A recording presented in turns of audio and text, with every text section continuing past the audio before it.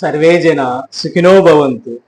నువ్వు ఎవరి దగ్గరైనా సాయం పొంది అవసరం తీరిపోయిన తరువాత వాళ్ళను చులకనగా మాట్లాడడం, హీనంగా చూడడము తప్పే కాదు, పాపం కూడా.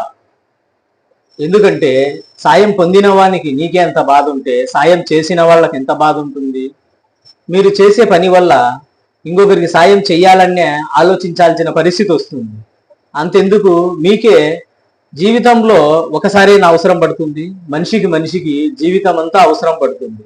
ఒకసారితోనే అవసరం తీరిపోయినాక మాట్లాడినామంటే రెండోసారి నీకు ఎవరైనా సాయం ఎట్లా చేస్తారు? అందుకనే సమాజంలో మనిషి సాయం చేసేవాళ్ళు లేరు, మనిషి ప్రేమ అభిమానంగా చూసేవాళ్ళు లేరు కదా.